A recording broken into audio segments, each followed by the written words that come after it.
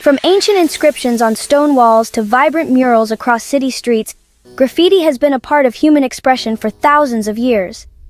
But where did it all begin? Today, we're diving into the fascinating origins of graffiti, its history, evolution, and how it went from ancient carvings to one of the most recognizable forms of modern street art. Believe it or not, graffiti isn't just a modern phenomenon. Its roots can be traced all the way back to ancient civilizations. One of the earliest examples of graffiti comes from ancient Egypt, where people used to carve their names and messages into the walls of temples and monuments. These were often personal remarks, simple drawings, or even protests against authority.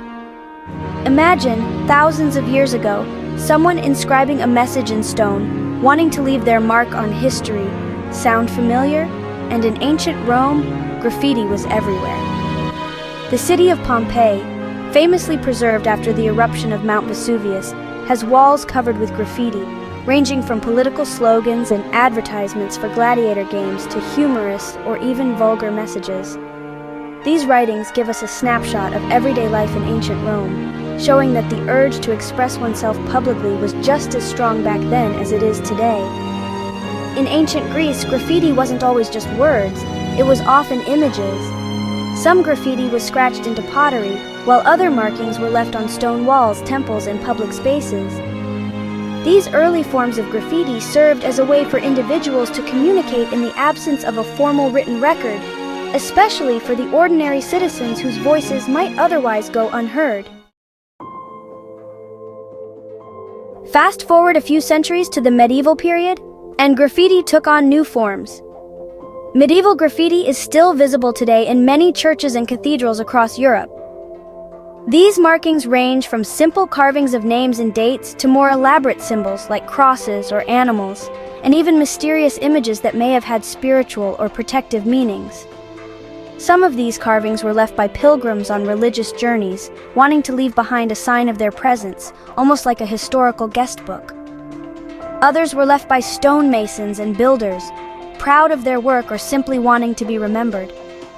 During the Renaissance, graffiti became more intricate as the humanist focus on individualism and expression grew.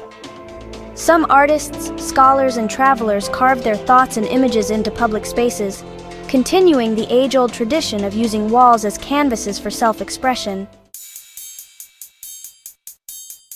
But what about graffiti as we know it today? The modern graffiti movement began in the late 1960s and 1970s in urban America, particularly in New York City and Philadelphia. At this time, graffiti was closely linked with the rise of hip-hop culture. It became a form of rebellion and self-expression, especially among marginalized communities who felt they lacked a voice in mainstream society. Graffiti in New York started with young people tagging their names or signatures in stylized fonts. One of the earliest and most famous graffiti artists was Taki 183, a teenager who started tagging his name across the city in the early 1970s. His name and number, representing his street and block, became iconic, and soon other young artists followed his lead. By the mid-1970s, graffiti had spread across the subways and streets, with entire trains becoming canvases for larger and more elaborate pieces of art. As the graffiti movement grew, it became more than just tagging names.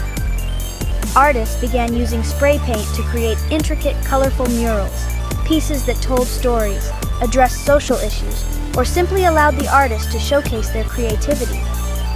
These murals became the backdrop of city life, and graffiti evolved into a highly respected art form, even as authorities often viewed it as vandalism.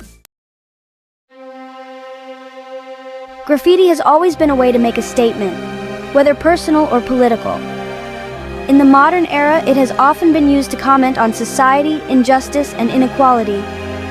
From the streets of New York to Berlin, graffiti became a tool of protest. One of the most famous examples of political graffiti is the Berlin Wall, which became a canvas for people to express their desire for freedom and unity during the Cold War. Artists and ordinary citizens alike covered the wall with messages calling for change and resistance. When the wall finally came down in 1989, those messages became a powerful reminder of the role graffiti can play in shaping public sentiment.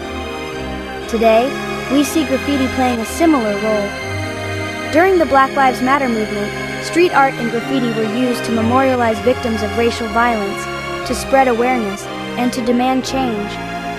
Around the world, artists use public spaces to address climate change, political corruption, and human rights issues.